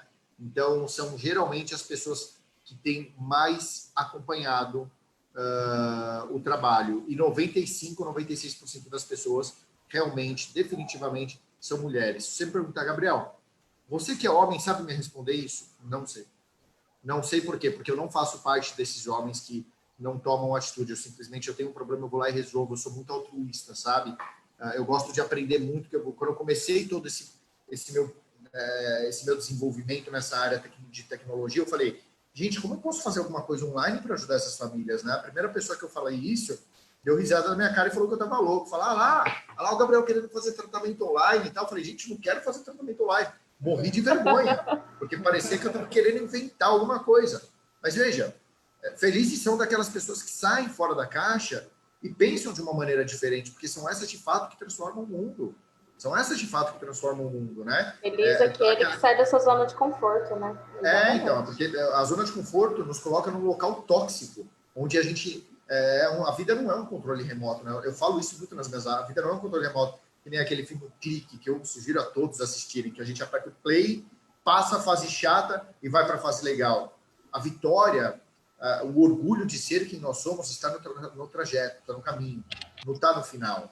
É isso que as pessoas precisam entender. E por mais que muitas vezes o dia seja cinzo, são nesses dias cinzentos que onde estão os nossos maiores aprendizados. Então, quando a gente chega no cume da montanha e tem aquela vista maravilhosa, a gente vai perceber que no meio do caminho foi onde nós criamos a resistência, onde nós encontramos a verdadeira felicidade, a felicidade absoluta, e não uma felicidade que seja relativa. Isso está na trajetória, isso está no caminho, não está no final. E a maioria das mulheres, dos homens, eles simplesmente não buscam, é sempre mãe, avó, esposa, são as pessoas que se preocupam, né? Os homens, eles são mais, imagino que durões, né?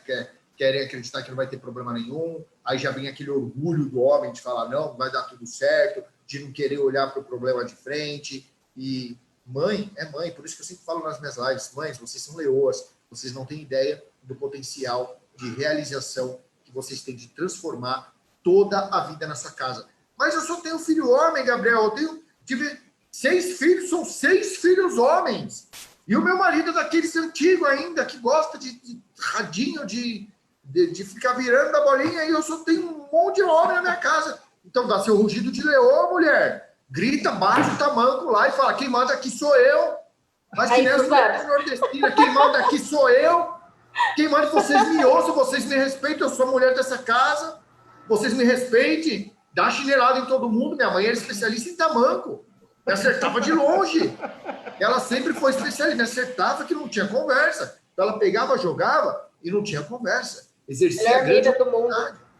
Então, mulheres, vocês, independente do que os homens que estejam presentes na vida de vocês, sejam maridos, filhos, porque muitas vezes a mãe buscando ajuda para um filho, ela vê os outros filhos falando assim, mãe, para, esse moleque já é um vagabundo. Por quê? Porque o irmão já está roubando as coisas dos outros irmãos.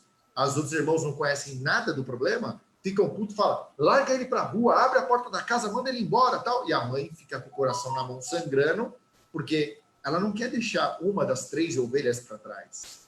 Ela quer dar cuidado, atenção e carinho, só que ela só vai conseguir quando ela aprender a dar um rugido enorme e mandar os outros filhos calarem a boca, que se eles não querem ajudar, não atrapalha. Então, vocês não querem ajudar? Então vocês não me atrapalhem. Porque quem manda aqui sou eu e aí minha casa, minhas regras. Entende? É uma mãe leoa. É uma mãe leoa. E mãe leoa vai batalhar pelo teu bando. Quem caça são as mulheres. Numa tribo de leões, quem caça são as leoas. Quem caça são as leoas. Né? Elas que defendem todo o território. Né? Então, é isso que as mulheres precisam entender, que vocês têm uma força muito maior do que os homens na tomada de atitude.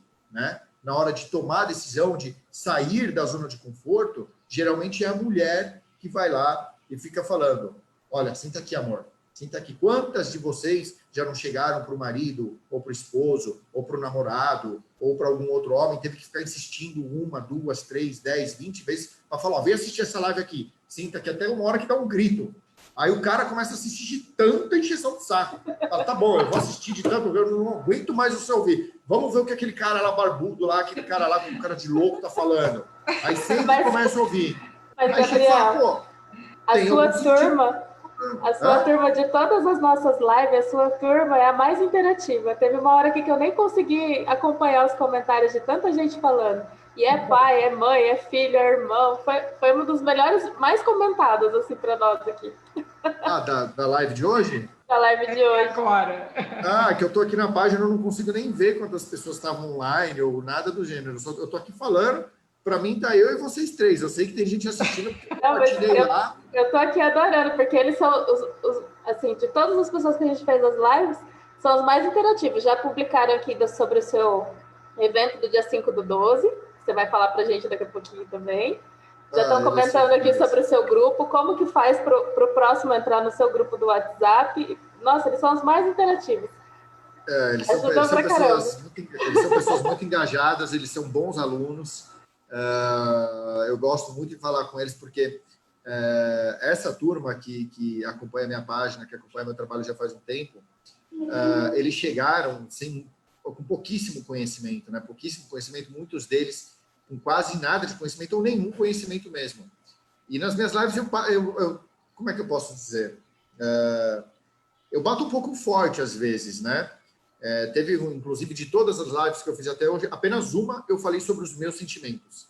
E, puxa, foi a live que eu rasguei o verbo, falei palavrão pra caramba, e eu vim me construindo, porque para mim era uma experiência nova, né? Fazer lives. Então, eu comecei com um vocabulário, que eu tô tão acostumado com clínica, com paciente, e a gente acaba adotando aqueles jargões que é feio, né? Aí eu comecei a me policiar e eu fui, ao longo das lives, já fui falando cada vez menos palavrões, menos. Aí eu cessei. Mas de vez em quando sai um, tipo, merda, sei lá, perdão da palavra, tá? Sai um xingozinho assim, que não é para... Quem aqui nunca? Quem aqui nunca? E tá aqui em off, a gente acaba xingando, mas online aqui a gente sempre tem que procurar passar bastante tranquilidade, e é a nossa essência, né? Então, nas minhas lives, como eu estou fazendo todos os dias, vocês sabem já, a esse ponto, vocês observaram que eu falo pra caramba, né? Falo e não paro de falar. Porque eu me acostumei a estar em 90 lives.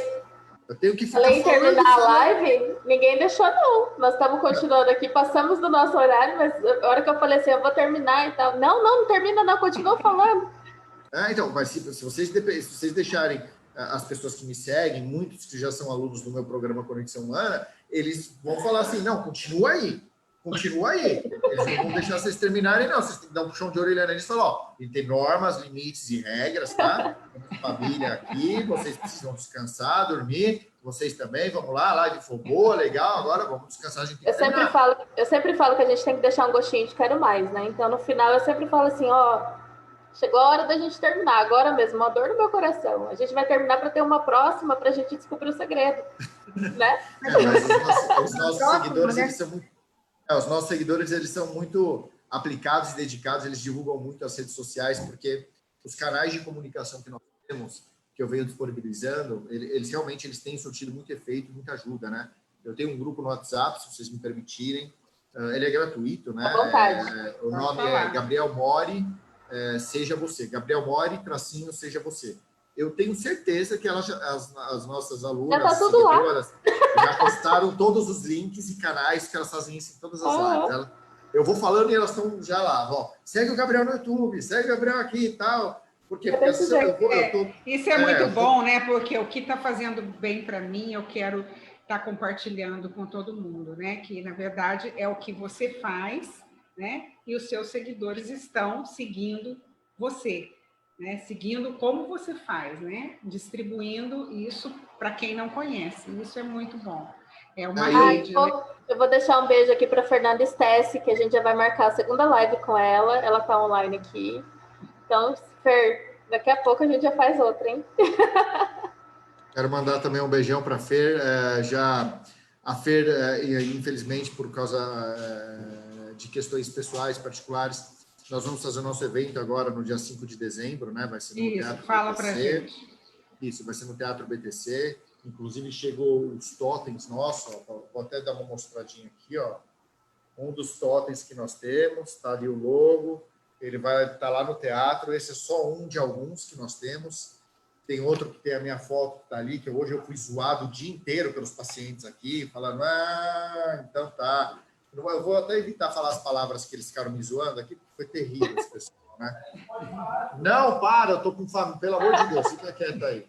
Deixa eu terminar de dar uma mensagem aqui. Não, é sério. Para. Dependente de química, só muda de endereço, né? A Fernanda, infelizmente, ela não vai poder estar presente. É uma notícia que estou dando aqui em primeira mão para vocês, porque ela tem uma filha que está no grupo de risco, né? Ela se colocou em quarentena já tem diversos meses, e logo que eu convidei ela também tem um público muito bom que a segue, né? E que, na verdade, eu não acho que o público segue ela ou segue eu, né? Fica até estranho a gente falar os nossos seguidores. Mas não é que eles seguem pessoas, eles seguem exemplos, né? Eles seguem histórias de sucesso, eles seguem conceitos de vida.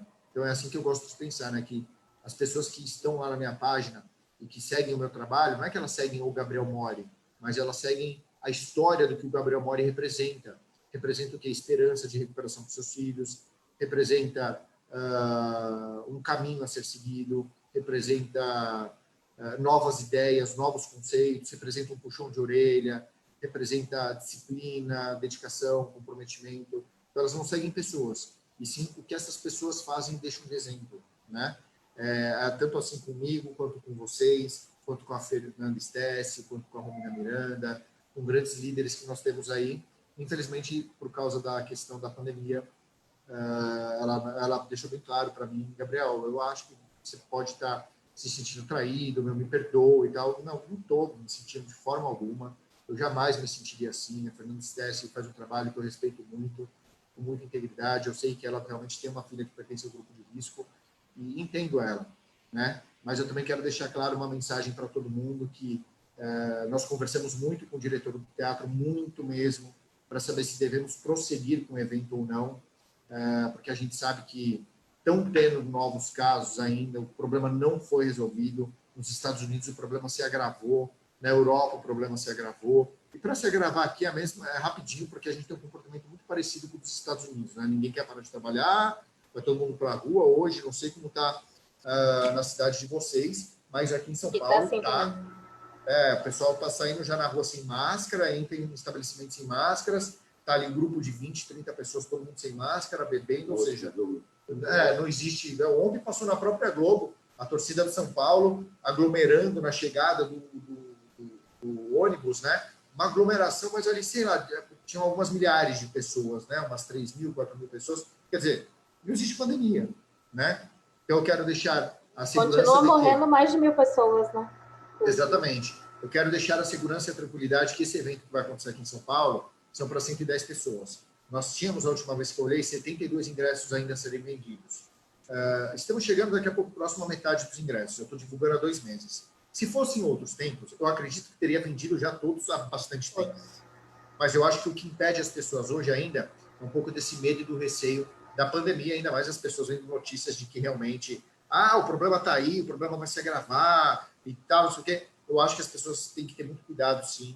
As pessoas devem se proteger cada vez mais. Mas eu venho conversando com o dono do teatro diariamente, o tempo todo, com todas as conversas registradas. Nós contratamos uma empresa que vai estar lá com uma ambulância, com 3 bombeiros civis, com uma equipe de enfermagem. Essa equipe de enfermagem vai estar aferindo pressão, temperatura e saturação de oxigênio para todos os participantes. Vai estar dando um tubinho de álcool em gel e uma máscara. Nós vamos estar fornecendo, mesmo que as famílias já tenham, nós vamos estar fornecendo esse equipamento de proteção de segurança individual para as famílias. Todas as cadeiras e poltronas vão ser higienizadas com bastante antecedência.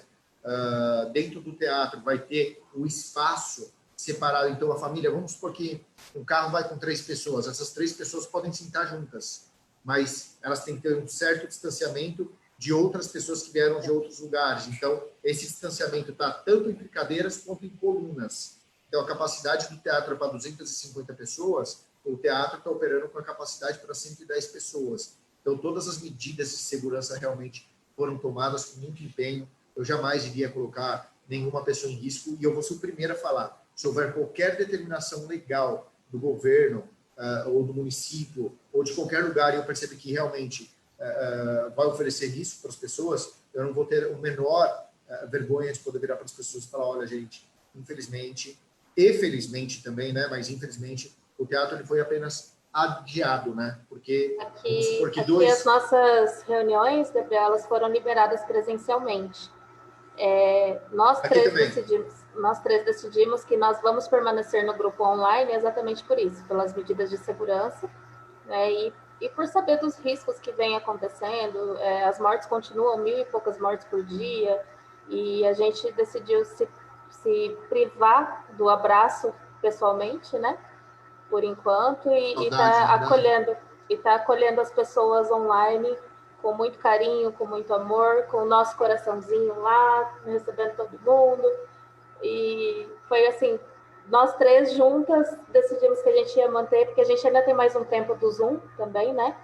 Então, a gente vai estar acolhendo as pessoas que necessitarem aqui online. Pessoalmente, assim, eu tenho um grupo de risco muito grande em volta de mim também, né? Então, quando as meninas falaram assim, vamos continuar com o grupo, eu falei, vamos continuar, ele vai ficar online, vai ser funcional, como ele tem sido há alguns meses aí. Eu devo confessar para vocês, assim, algo, né, que eu vou estar confessando aqui até em primeira mão, porque quando nós formatamos esse evento, eu falo muito desse evento, mas eu tenho um objetivo claro, que é chegar num evento nacional para 12.000 pessoas anualmente. Um único evento no final do ano para 12.000 pessoas. Ou seja, é uma cultura da recuperação. Esse é o meu maior objetivo, criar a cultura da recuperação. Não tem, por exemplo, o Rock in Rio ou grandes festivais que são um marco histórico do rock ou de qualquer outro evento que tenha, um evento anual de diversas áreas específicas. Eu quero um evento anual, mas para que seja um evento de transformação pessoal, um olhar inteligente para dentro de nós mesmos. Não simplesmente falar de conceitos, de técnicas, sabe? Porque isso daí nós já temos congressos que fazem isso, temos todos os simpósios, encontros e cursos que a Amor Exigente dá o ano inteiro em diversos lugares, temos o Congresso Nacional de Amor Exigente. O que eu quero é uma proposta completamente diferente, né? É um programa de transformação pessoal, como se fosse um treinamento de habilidades pessoais para nós nos tornarmos pessoas melhores. E é para 12.000 pessoas. E óbvio que eu sei que isso leva-se um tempo. Toda empresa grande, ela começa primeiro pequena para ela se tornar grande. Então, nós começamos com um evento pequeno e foi justo durante a pandemia, quando a gente achou que estava tudo começando a melhorar, começou a ter um apontamento ali de que pode ser que tenhamos algum problema. Aí eu me vi num dilema, Gabriel, e aí?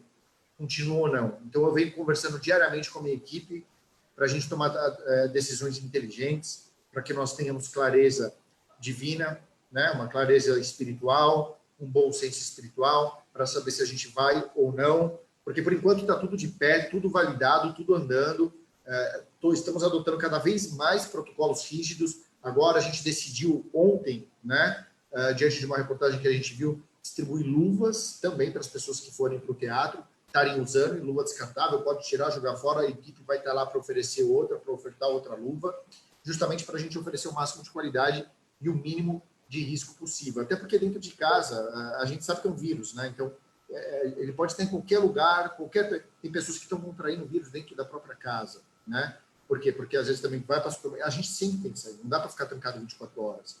Às vezes você vai para o supermercado, para uma padaria, a qualquer momento a gente pode estar exposto. Eu trabalho com pessoas com grupo de risco, né? Eu trabalho com dependentes químicos, e esses dependentes químicos têm a visita das suas famílias. Então, antecipadamente, nós estamos adotando protocolos de segurança na clínica já antes de vir a segunda onda, se é que realmente ela vai vir. Se o nosso país e o nosso governo não aprendeu com o que aconteceu com a primeira onda, caso essa segunda onda venha, a gente não vai estar preparado para lidar com ela, como disse Nelson Teixeira, antigo ministro da Saúde. Eu venho acompanhando muito ele e eu estou muito antenado em tudo que está acontecendo. Então, não adianta a gente saber só o que está acontecendo na saúde.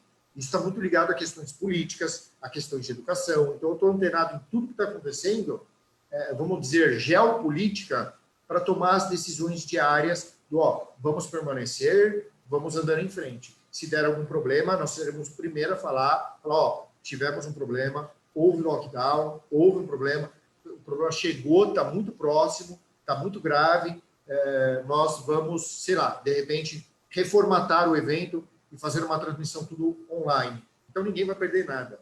Se tiver que adiar, nós adiaremos, mas ninguém vai perder nada, vai estar tudo garantido. Se tiver que estornar os ingressos, estornaremos os ingressos com todas as garantias para todas as famílias de uma maneira plena. Você atende para mim, Zé, por favor? Estamos todos juntos, né? É isso aí. Cada um fazendo a sua parte, cada formiguinha fazendo a sua parte, vai ficar bem.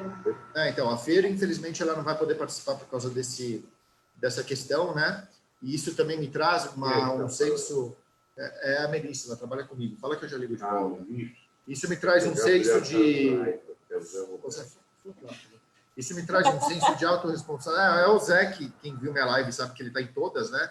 Ele tem uma voz meio grossa e quando ele fala, né, todo mundo ouve.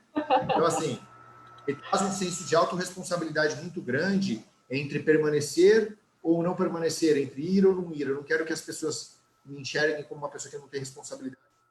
Ligado nessa questão. E todos os dias, o tempo todo, em contato com o pessoal do teatro, em contato com a minha equipe, para a gente ver até onde a gente pode ir e quais os itens de segurança a mais que a gente pode dar, né? Todo excesso de segurança ainda é pouco, né? Então, o evento está de pé, vai acontecer. Muita gente pergunta, não, faz online que ia dar muito mais certo. Aqui a gente quer o calor humano, né? Só que, infelizmente... Faz falta o tal do abraço? Eu sinto muito falta. Essas duas aqui, elas me puxaram de um jeito, falaram assim, agora você não sai mais, só que eu tô morrendo de saudade de abraçar essas duas, ó. Então, a gente em São Paulo também estamos do mesmo jeito, vontade de abraçar todo mundo, mas eu acho que isso nos traz uma grande reflexão, né? Faz com que a gente olhe para dentro de nós, faça com que a gente lembre que tem uma casa e vai fazer com que a gente tenha um valor muito maior por aquelas pessoas que a gente via todo dia, mas não sabia o quanto elas eram importantes na nossa vida, né? A gente começou a notar o tamanho do impacto e da importância dessas novas amizades quando a gente ficou longe delas. É aquele negócio, né? A gente sempre quer estar perto de quem não está ali naquela hora. Então, a tecnologia, ela encurta distâncias e distancia proximidades. Eu adoro falar isso, né? Ela encurta distâncias por quê? Porque eu falo com vocês... Anota isso. Anota aí. Anota aí mais uma frase para nós. A tecnologia, isso daí foi num momento que eu estava conversando com um amigo meu, aí a gente estava falando sobre tecnologia e de repente saiu essa frase assim, falei, nossa, o que eu falei? Eu era um advogado da minha clínica, né? Falei, o que eu falei? E esse advogado brilhante, tem uma memória fotográfica, ele falou, cara, você acabou de inventar um lema. Eu falei, qual o lema? A tecnologia aproxima a distância e distancia proximidades. O que significa isso? Que a tecnologia, ela nos aproxima como ela está fazendo agora. Só que não tão distante dessa realidade, nós vemos que os nossos jovens, quando eles estão juntos no condomínio de um prédio, você vê que eles não estão conversando entre si. Eles estão conversando no WhatsApp com as pessoas que não estão ali. Ou seja, está conectando as pessoas que estão distantes e está distanciando aquelas pessoas que estão próximas. Então, qual é essa necessidade que a gente tem de querer estar com pessoas que não estão ali naquele momento? O senso de valorização de quem está ali, de quem está do meu lado. Pega o celular, coloca aqui do lado e vamos olho no olho, que nem era antigamente. É isso que nos traz o senso de humanidade. É esse calor e a ausência desse abraço que realmente nos faz falta, né? Então... Mas, Gabriel, tenha certeza que nós vamos estar nesse próximo evento seu de 12 mil participantes. Nós vamos estar lá e nós vamos te dar um abraço, tá? Tá combinado? Tá combinado, então? Então, vamos estar combinado. Não vai ser ainda no próximo evento, né? Mas chegaremos lá. Vamos chegar lá. Chegaremos. No próximo evento virtual. Oi? Se tivesse pandemia, a gente ia agora. Sim, é verdade. Sim. Eu tenho até o pessoal que está vindo do Mato... Oi? Mas, infelizmente, nós não podemos ir e também nós estamos terminando. Nós esgotamos o nosso tempo. Ai, que pena. Gente, eu imagino mas espero que tenha sido proveitoso, né? O papo estava tão gostoso. Foi maravilhoso, foi maravilhoso. Foi maravilhoso, Gabriel. Quando você terminar as suas 90 lives, você está na 40ª? Quinta, eu estou exatamente na metade. Exatamente na metade. Aí a gente chegou no meio, a gente vai vir no final de novo. Quando você estiver no final, a gente faz outro. Ótimo, perfeito. Saiba que no dia do Natal e no dia do Ano Novo... onde está o Gabriel no dia 31 de dezembro, às 8 horas? Pode entrar na minha página que eu estou lá. Todo mundo estourando fogos, eu estou lá conversando com as famílias de branco. Beleza. Minha família provavelmente em algum lugar ali mais restrito, mas estaremos conectados de acordo com esse lema aí, que a tecnologia, ela encurta distâncias e distancia proximidades, né? Mas nesse exato momento, ela está encurtando distâncias e para nós está sendo muito bom, muito agradável. Muito e esse calor humano que a gente recebe, por mais que seja digital, olho no olho, a gente sente carinho, amor, paixão, dedicação, isso para todos nós é importante. O que seria se não tivéssemos isso agora, né? Então, gratidão imensa. Meninas, agora é a hora do coração, vai para ele, vai. A hora do coração. Gratidão. Obrigado, gente. Muito obrigada, viu, Gabriel? Muito obrigada por você estar aqui conosco, viu? Foi muito bom, muito proveitoso. Obrigada. Muito bom, proveitoso mesmo. Um beijo para vocês, obrigado. Estou à disposição. Quando chegarmos à 90ª live. Ou antes, vocês vão ver, né? Vocês vão ver que as minhas olheiras vão estar até aqui. Eu vou estar provavelmente mais falante, mas vamos seguir. Tá, gente, meninas? Gabriel, que Deus abençoe você, viu? Que Deus abençoe vocês também. Vamos em frente. Amém.